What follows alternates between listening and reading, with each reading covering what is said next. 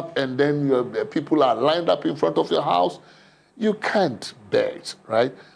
But as long as people know you have that power, they'll pile on the pressure. So sometimes the best thing to do for a president to really relieve them of the burden is take away the power.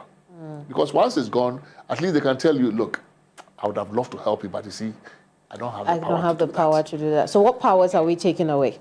So we're not taking away, we are constraining the powers. Currently, a president literally can appoint single-handedly.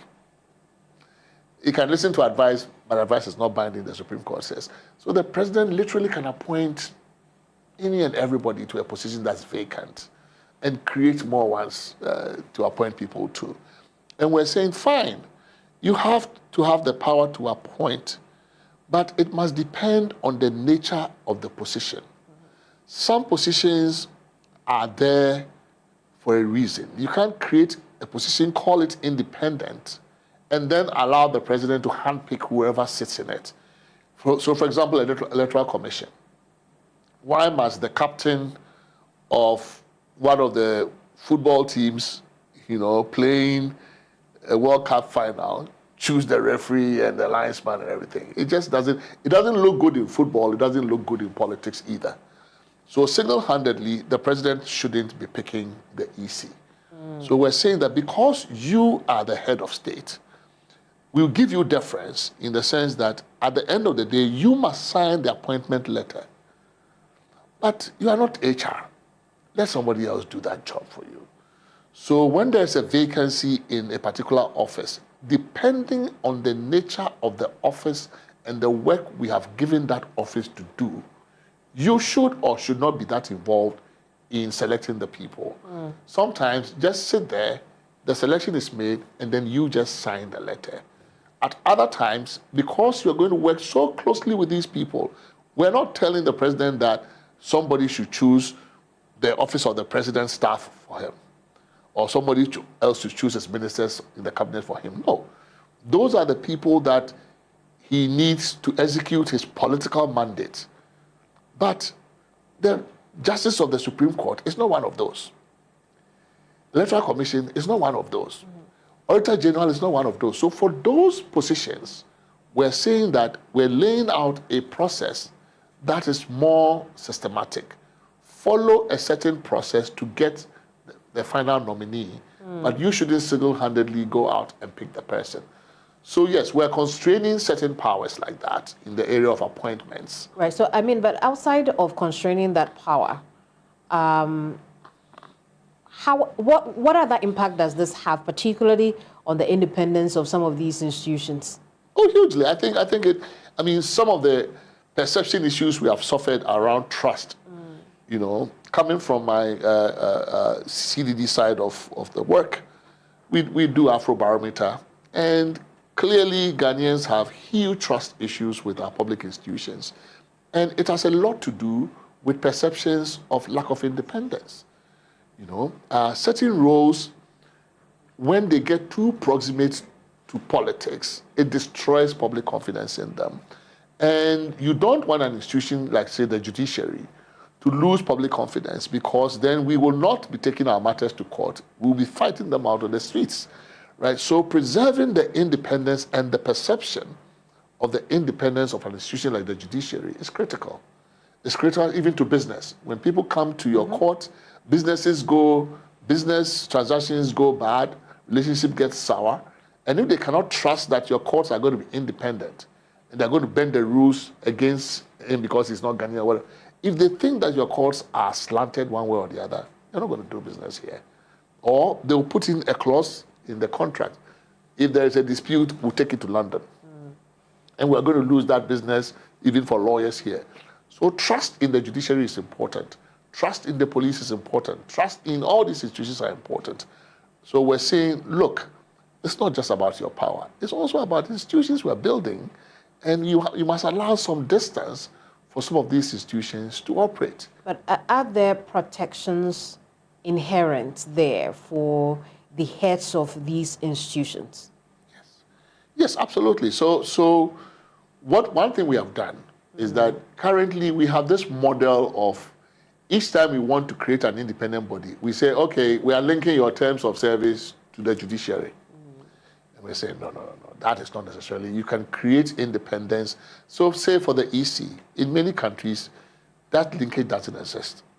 You give them a fixed term. You are going to be EC for 8 years or 10 years, non-renewable, one time, and you're out.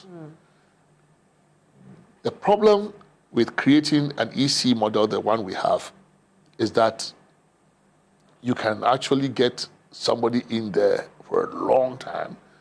And because of how we appoint them, your rivals will think, but why are you going to put this person who is 40 years in that chair until they are 70? Yeah, we are dead. So they'll start finding ways to remove them. So we think on both ends, we need to give security to the occupants of these independent offices. If a position is easy to replace, it makes it easy also to play games around it. Right. If it's too easy also to appoint, you are also likely to fiddle with the position trying to remove them. Because if, for example, after removing an EC, you couldn't easily or single-handedly predict who your replacement would be, you're not going to be too keen on removing them because you could get worse, right? But when you know that you can control both ends, I can remove you and I can appoint the person I want, you are likely to get an incentive to do both. So what we're saying is that, no, we look at this together. Don't make it easy for the president to appoint anybody to a vacancy in the EC. Because the easier it is at the appointing side, the easier it would be to remove also. So they can engineer a removal. So all of these things go together. So we think certain positions, we're building a democracy for the long term. We've learned some lessons. So right now, you're proposing protection of a longer tenure for the Electoral Commission heads and then the judiciary as well. No, the judiciary is already locked in, right? So the judiciary, we're not worried about it. Okay. Right? You retire at 65 or 70, depending on whether you are a high court or court of appeal or Supreme Court. So that's fine. But we're saying that this direct linkage, one of the other things too that... Where I wanted us to get to really is the fact that because of recent developments, everybody has said, let's wait for the Constitutional Review Committee to determine the way forward for the removal processes of the head of the judiciary, even the Electoral Commission as well. So what changes have you made? What changes? Or proposed? Great. So we have currently, you send a petition to the president. And we think that immediately politicizes the process. Because then nobody believes that it wasn't the president's party or the president who engineered it. But why must you send the petition to remove a chief justice or EC to the president? Can't we find other people to whom you could send a petition? What we have done with the Council of State is that we didn't abolish it. There were some who said we should abolish it. And we said, look, we can salvage something here. We don't have to throw the baby away with the bathwater. Let's see what the problem with the Council of State. So yes, you don't like the composition. You don't like the fact that the president gets to choose a lot of people on it. You don't like the fact that they are not independent of the president. You don't like the fact that the advice is not binding. You don't like the fact that you don't know what they have advised. All those things can be fixed. So let's fix all of those things with the Council of State. Let's fix its membership so that the president doesn't have his or her people there. How are we fixing that? We are choosing nominations from different groups. Okay. The regions, we are no longer electing because we realized that the elections were becoming crazy even for the Council of State. A dignified body like that, and you are going to elect and there's violence. So we said, no, let us create a regional electoral college. Each region has regional houses of chiefs. Let's start with that. Let's add more membership to that to make it larger, to bring more women and others onto the group. They will select a notable from the region. Could be a chief, could be a queen mother, but they don't have to be. A notable from the region to represent them on the Council of State. No elections from that side. Then let's look at organized labor, business interest, all of those things, Chamber of Commerce, bring people to populate this body. former presidents, if you are willing to serve, you are not the immediate past one, and the president wants to pick you, you can go and bring a former this, former national chief farmer. Yeah, maybe we need to learn something from it, bring that person. So that's how we're going to compose it. And then we're saying that body, with the help of the Public Services Commission, can now do the recruiting for some of these positions so that we keep the president. And because they are recruiting, when there's removal, now you send your removal petition to the Council of State. They will handle all the things that currently the president does. Send to prima facie, or take the president out. The president, because he or she signed your appointment letter, after the process is at an end, whatever it is that the tribunal then recommends, if they say remove, that's when the president comes in and says, a process has been put together, they've come to an end. Unfortunately, I'm supposed to sign your removal letter the same way I signed the appointment letter. So here it is. But so we take the president out. The last process we had itself had a lot of, generated a lot of controversy and debate. Whether or not they have been able to determine a prima facie case for real, whether or not it had to be shared with the public and all of that. The person in question, at what time it should have been done, and all and the likes. How has this report, or what are the recommendations in this report for that? So I think the process itself, in terms of the sequence, it remains roughly the same, right? So the reception is different. A different body receives it. That body then, within that body, it picks a committee to do the prima facie or whatever. Then, if the committee comes out positive and says prima facie, then that body now selects an independent body. What we have changed is, for example, like a sitting judge is not part of it. You know, we don't want sitting justices and all of that because it complicates the issue. So we're pulling from a reservoir of retired jurists, other people who are not currently have like a direct interest in the matter or indirect interest in the matter. So it's the composition of the tribunal changes. But in terms of the due process safeguards, you can have your lawyer represent you and all of those kinds of things is there. What I need to refer back to see is if we have allowed the person who is the subject of the petition to waive the in-camera thing, right? It's one of the issues that came up. Well, no, I want the public to see it. Should we allow it? And in my view is that why not, right? I mean, that's a personal view. Why not? I mean, if the person who is the subject of the investigation feels that in order for them to feel really vindicated, they want the public to really see what's going on, I don't have a strong objection to that at all. How confident are you that these proposals surrounding the removal of the Chief Justice or any other person, you know, in that part of the Constitution would deal with the current concerns decisively when adopted?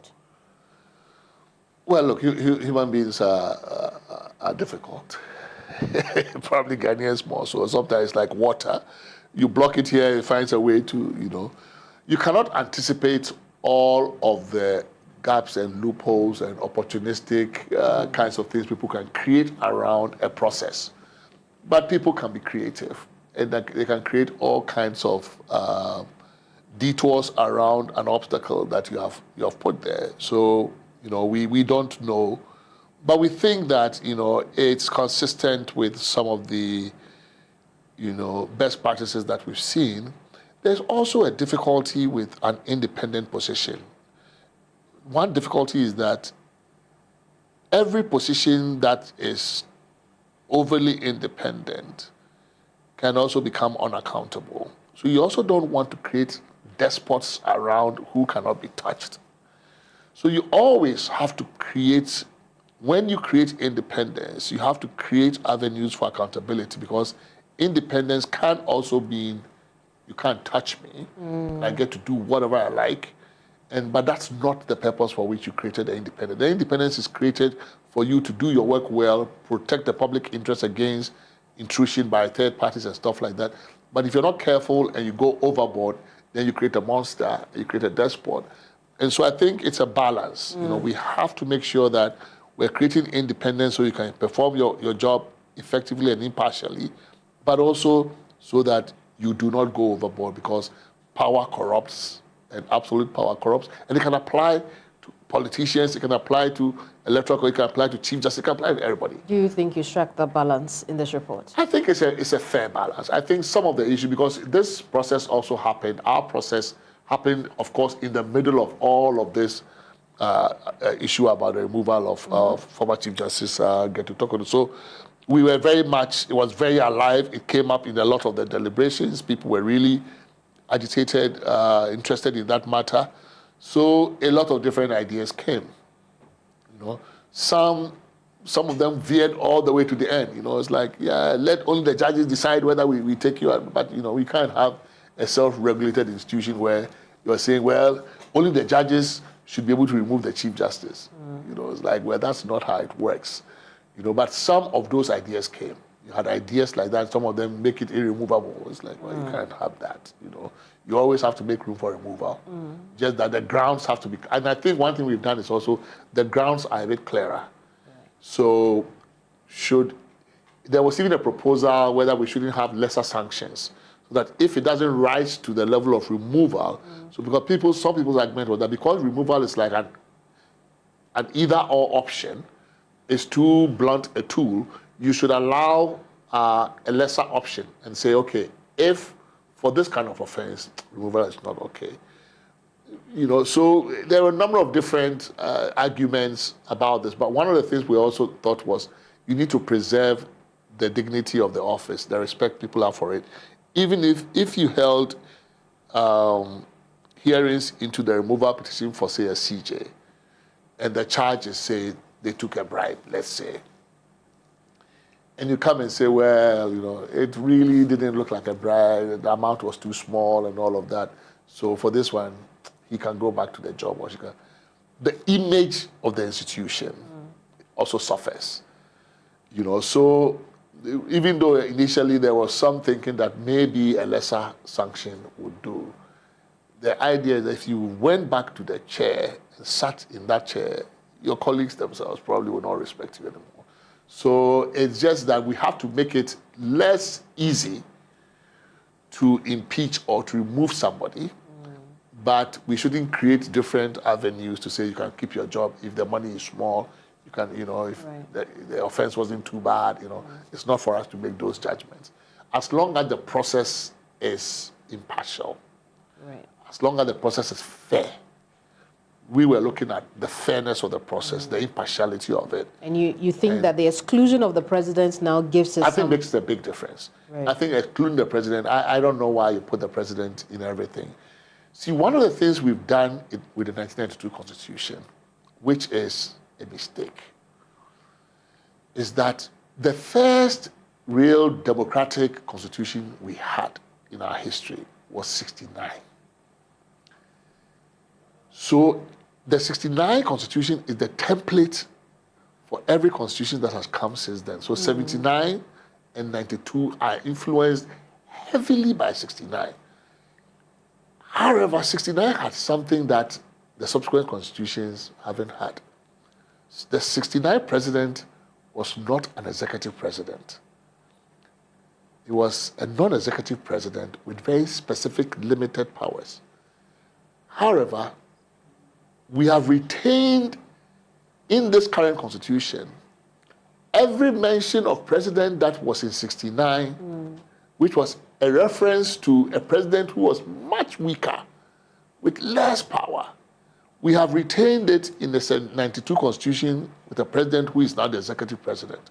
So if you, for example, go to the chapter of Public Service Commission, it says, the Public Service Commission shall make rules with the approval of the president. It's a very odd provision.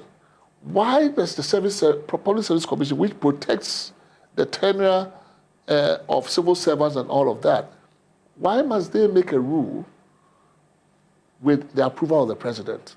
It's because in 69, that president was to work together with the Public Service Commission to protect the independence of the civil service. So if you take that same provision and ditto, you cut and paste and bring it here, you have caused a lot of trouble. But unfortunately, there's plenty of that in our 92 Constitution. So whenever you see president, and it came from the 69 Constitution, it's a different president they had in mind, not the one we have. Unfortunately, that has created problems when you are working with our Constitution. So we have left in place certain things that was created for a weak non-executive president, and we have basically handed them over the same things to a very powerful executive president, and it's causing distortions in our system. So some of those things about the appointment process, for example, what we are trying to regularize is return some of it to the 69 model and say, 69, this is not what they intended. So you can't copy it like that, right? You know, and move it here. Your committee declined the invitation to propose more than 2 terms for the presidency. There's no demand for it. There's no demand for it? There's no demand. There have been talks about it. In fact, in all of our engagements, I think I remember no more than 2 or 3 places or 2 or 3 instances where somebody said, let's remove the term. Everybody was like, in the room, you know. And one, it's not a popular thing. Every survey we've had in Ghana says, no, people don't want it. And even within the parties, you know, it is not only constitutions that protect term limits. I think that one of the strongest protections of term limits in Ghana are the political parties. Because there's a long line. Charlie, they want you to go. So which party do you think will sit there for any one person to stay over 2 terms? They don't want to chop the job too. Even Rawlings, they made him leave, right? The parties are one of the biggest protectors of the 2-term limits. So there is no demand, either from the people or from the party or from the incumbent president. Right? So it was a very easy choice for us.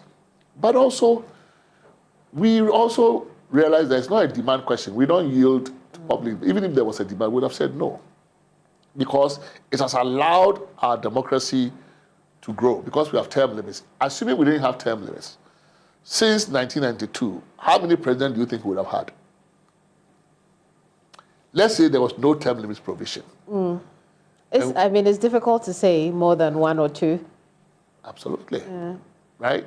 Because when you have the opportunity to stay in forever, you will. You will find a way to stay in. You will rig an election. It will contaminate our elections. If there was no term limits, our elections would not be this easy. But did your considerations include the peculiar nature of the Mahama presidency? No, at all. Because we were, in fact, that was one of the other questions. Okay. So we were also invited to amend it for clarity. And we said, no, we won't yield to that temptation either, because we don't believe that there is a lack of clarity. We believe what it says is what it is. Because in another part of the Constitution, where the framers were keen to make a difference, you know that currently district chief executives are allowed, because they are appointed, they are allowed more than 2 terms, non-consecutive. So there, where they meant that the term limits could be non-consecutive and that you could come back for a 3rd term, they said it clearly. They used the word consecutive. So we said, look, the people who wrote this English here in Article 62(1), they knew what they were writing. They were the same people who wrote the one in the district chief executive section. If they wanted the word consecutive to be there, they would have inserted it. Here is plain language. 2 means 2. So you leave it as it is. We leave it at that. So we didn't want to yield to temptation on either side. I mean, there's no real need. Ghana doesn't need term limits. It's not broken. It's consistent with our philosophy, guiding principle that we started with. If it's not broken, don't fix it. It's not broken. It's working for us fine. Why fix it? I see. The proposal is also that you curtail the number of ministers any president can have. But also ensure that we are not having MPs who are becoming ministers, and a host of other changes. Talk to us about those changes and why they are important. Well, it's not new. I mean, the last constitution, we've had 2 other constitutions. Unfortunately, they were short-lived, but they also had similar provisions. I think in 79, there was a limit on the number of ministers. In 69, there was also a limit. We run some of the largest governments, on the continent, even by African standards. Much bigger countries with much larger economies, bigger territory, bigger population, make do with almost a quarter of our number.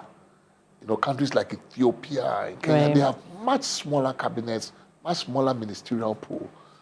Again, it's one of those things that, like I said, as long as a president is seen as having the leeway to do this, they'll pile the pressure. So it's not as if we are limiting the president. We're saying, look, the Constitution says your cabinet must be 19, maximum. They must have chosen that number for a reason. So we are just saying times 3. Don't go beyond. That's bringing it under 60? Yeah. But then we're also not being unreasonable. We're saying, look, if for any reason you think that there is an urgent need for you to go above that number, just go to Parliament and make a case for it, and so that they can allow you to appoint that additional person, but they have to approve it, right? So it's just, again, constraining and regulating the proper thing. check and balance. That's all. Just go back, because there's always a price tag to these things. It's a cost. It may be nominal to you, but at least for the taxpayer, it costs something. So we're saying, yes, work within 57 or 58. If for some reason there is genuine reason for you to employ one more, go back to Parliament and say, please, can you give me permission to employ this one more person? And if they say yes, then you can appoint that person.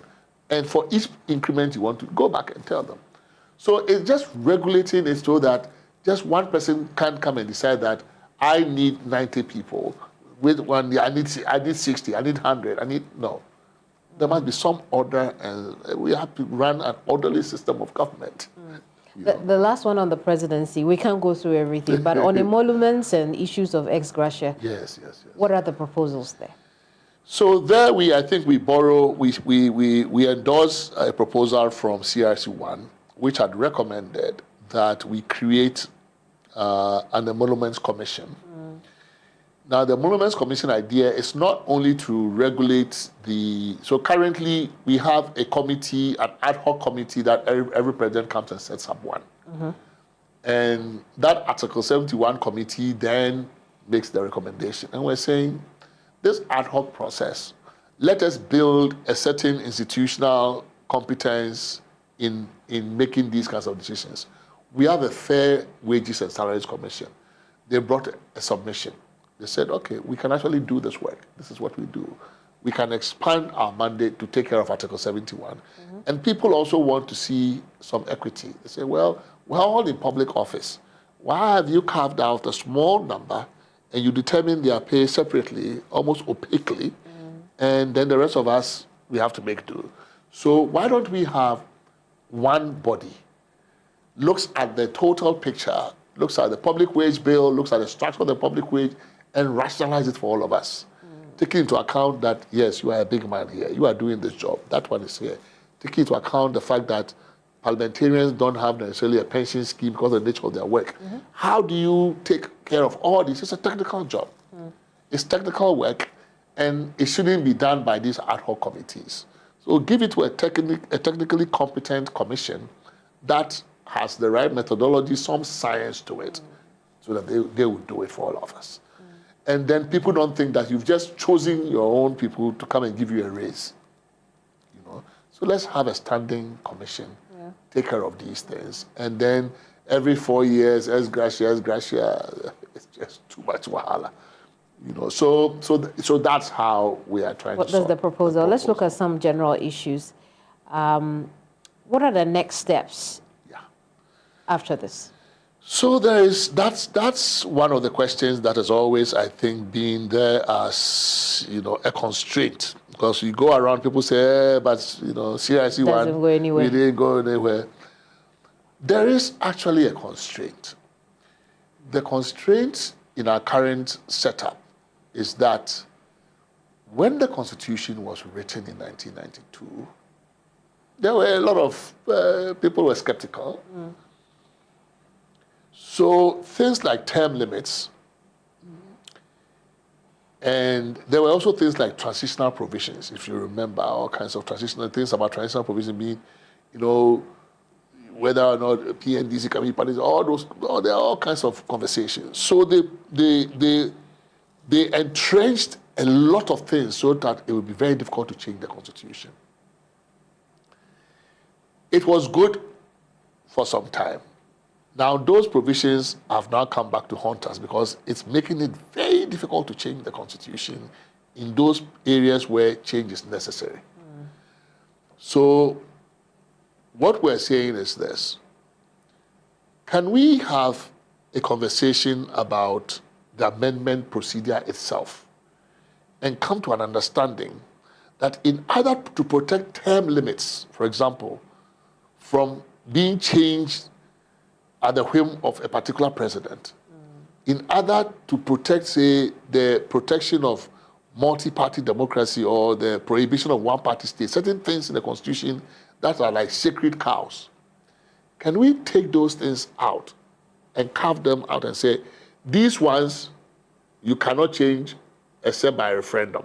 And then the rest that are not that important, you can say, well, can we change them through Parliament the same way we can do with the non-entrenched clauses, except that if they were going to be changed in a referendum at 75%, let's maintain the same 75%. So we are proposing, if we're able to get that proposal through, it would enable us to separate out those sacred cows and say, these ones you don't touch. If you want to touch, go and ask the people of Ghana themselves, one by one. Yeah. Every question has their own ballot. And if they say yes, but otherwise, please don't touch it. So those things that we think shouldn't be touchable easily, we've put in a bundle. And we say, let's go to a referendum first and ask Ghanaians, please, would you allow us to say that these are the only things that we should bring ever to you in a referendum? If we get a yes vote for that, then the rest of them that used to require a referendum, now we will change in Parliament, except that it will require 75%. So that one party cannot say, I have 2/3, so I can change it. And you're hoping we can adopt that before that would be part of this goes to Parliament? Yes, because otherwise, basically, some of this can be done in Parliament as it is. The non-entrenched provisions can be done without going to a referendum. But we don't want a single-party process. Right. We want everything to be done cross-party. We want the Constitution Review project is a cross-party thing. You can't change constitutions by party vote.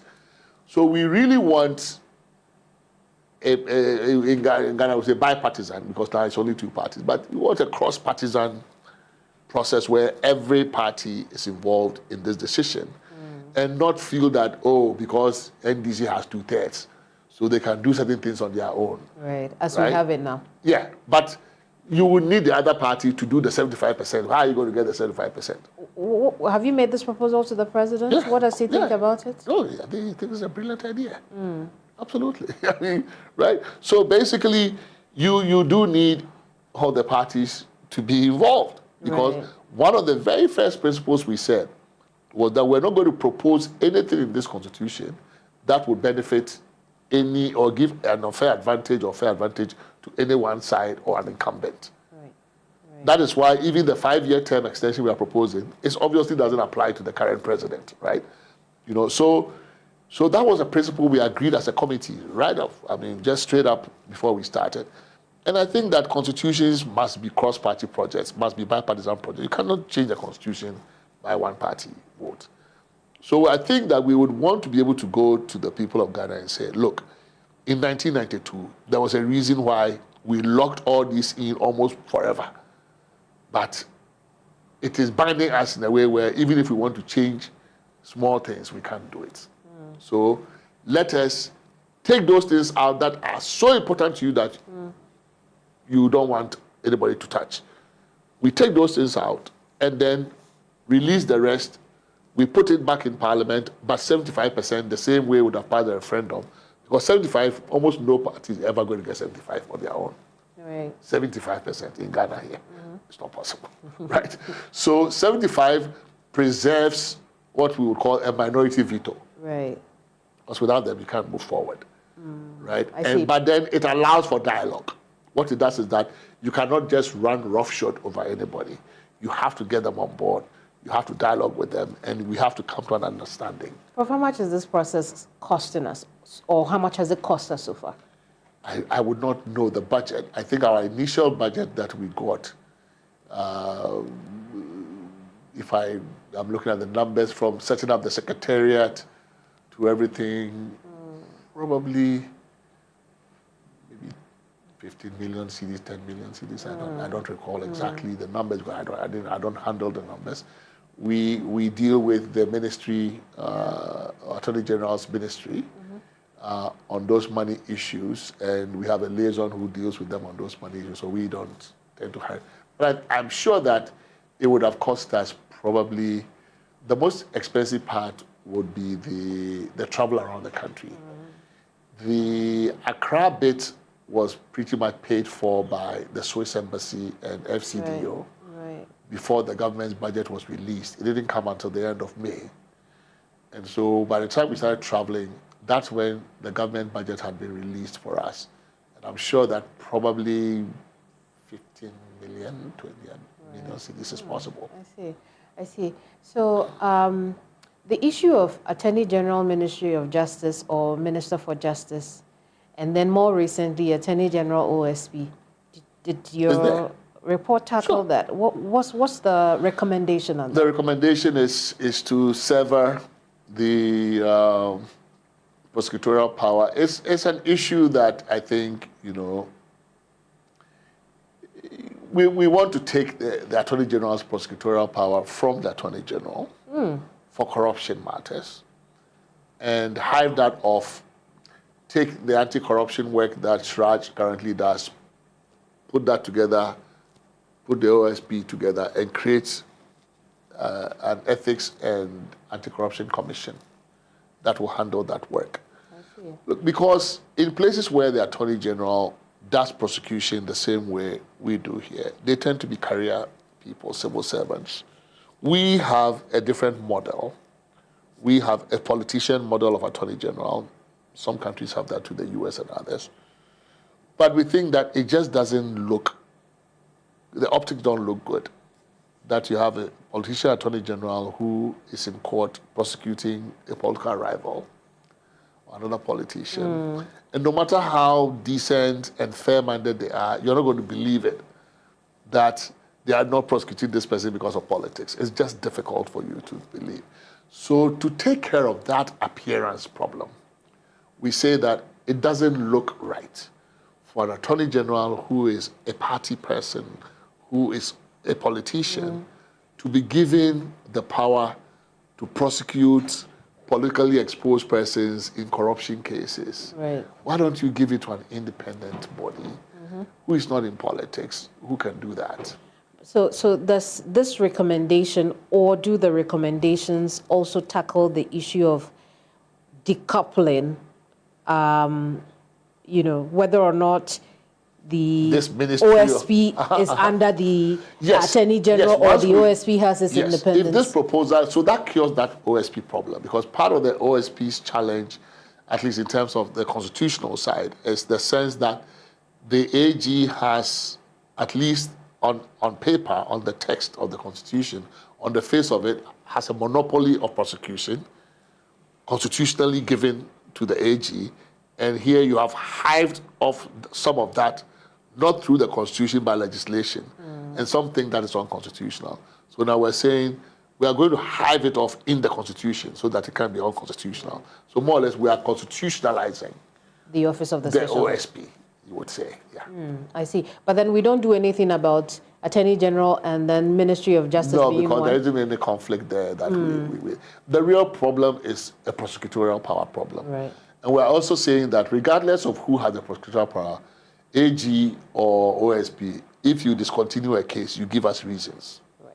You give public reasons why you discontinue the case. Because otherwise, this practice of you came to meet a case and then you look at the person, oh, this is my friend. I discontinue that one. Right. Then I go and pick another person. I mean, we need to sanitize the space. Indeed, indeed. You know, we do. This is all just trying to clean up something that is otherwise good. Otherwise good for us, is working, but there are nasty parts we need to clean up. Right. So that the democracy can just work well. And we're bringing back November elections. We think it's a good idea. Why? Because the transition period is too short. You know, it also creates a problem when there's a petition. In that, you know, so say Kenyans have a system where until the petition is resolved, no president is sworn in. I think that's a better model. Because once you swear in the president and you are still in court litigating, it looks weird. And also, it creates a certain uncertainty about the country. Let's look back at 2013. President Mahama was in power for 8 months while the Supreme Court was still litigating this case. And it came to 5-4. So assuming that one vote had flipped, what were we going to do? Say that, oh, you've been in power for 8 months, but stop. Let's run another election. All the appointments you've made, ambassadors, this, business deals, trade deals you have signed, everything. It's messy. It's messy, exactly. So we're saying, move to November, allow a window for petitions to be presented. If, you know, you bring it early enough, we can sort these things out in a month or half, and then you are done. Then the president is sworn in. And it allows for a longer transition. You know, longer transitions are better, not too long, but you don't want it to be too short, then it's rushed, and we didn't see your car, and they went away with this car, and with all of those things. We have to, again, orderliness is important. You know, allow time for things to be done in an orderly, systematic fashion. What's the rush? The person lost the election already, another person is coming. And we've also put in something here, which is that during the transition from the day of the election to the day a new president comes, there are certain things the president cannot do, the outgoing president cannot do. So you can't... Like what? You can't appoint new people. You can't sign new contracts. You can't bring a certificate of emergency for bill to be passed. So there are certain things that currently you can do till the last minute. We're saying no. It's not. It is the incentive, take away the incentive. It's a temptation. You are tempting people with power. So in an election year, you can do that up until when? Up until the day of the election. The day of the election. Yeah. Okay. In some places, actually, in Philippines and others, you can actually, they freeze your power like 3 months or so before the election, right? That may be too radical for Ghanaians to accept. But once we start with this step, I think the next time we say, look, let's move it even further, people will understand. But you also don't, I mean, you are cutting into the president's term. If you did that, effectively cutting into their term. But once you've gone to an election and you know you are out, why are you appointing people? Why are you appointing new people? Well, you shouldn't do that. Well, we are winding down, I promise. Yes. On the subject of local government elections, yes. What recommendations did the committee make?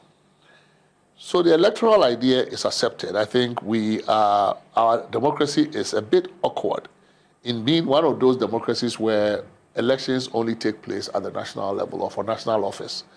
So a lot of the countries that are even less democratic than we are in Africa elect mayors. They've been electing mayors for a long time. Mayor of Dakar, Nairobi, they've been elected for a long time. So I think we are ready to make the step that we need to move our democracy from being a capital city-focused democracy to one that really the people actually choose. But there's a problem. 261 districts is too many, in our view. Not only is it too many, if the districts are going to be the engines or drivers of development at the local level, they must have the capacity to fulfill that role. Many don't. Some don't even have basic markets from where they can raise tolls, nothing. It's politically driven demand. We want a district, then you go and create one. So we're saying, look, let us be systematic about how we create districts.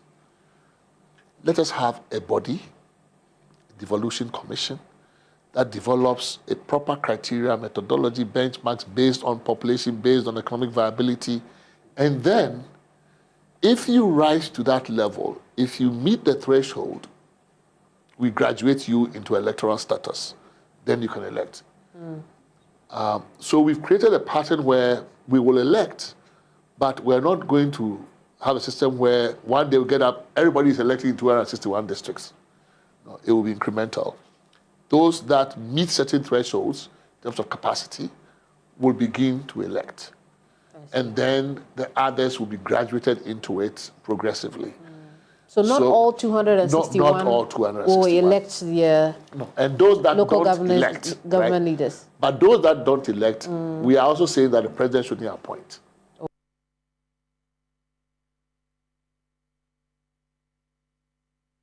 Okay. We are saying that those that don't elect directly, let the assembly serve as the electoral college and pick a mayor from the town. Thank you so much for sitting. I really appreciate it. Thank you Thanks so for the much. Thank you opportunity. so much.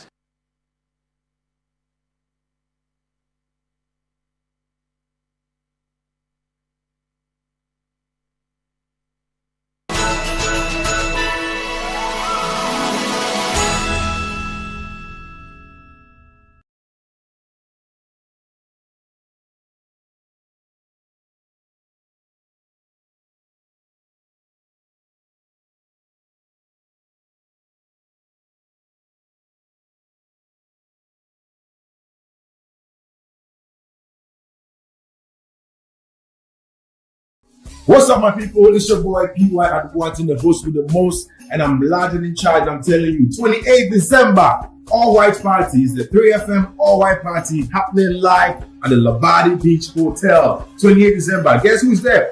Beautiful and sensational Jackie. Hinata, my boy from Tadi. And guess what? The soldier, a young man, the toucher, Stonebwoy.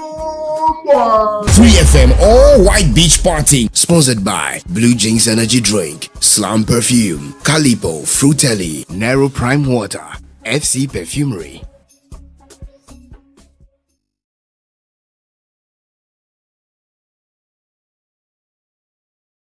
What gets you out of bed in the morning? Is it the sunrise, the sound of your alarm, or is it that dream, that drive, that unstoppable force inside you? You can start your day strong with the rich, creamy taste of Nescafe Original 3-in-1, carefully crafted from selected coffee beans. You're on your own mission, and you won't stop until you succeed. Start strong, finish strong. This advert is FDA approved. Hey, I just got an F. Mine is L. I got an E. Hand is up. The thrill is back. Hunt for the ultimate treasure returns with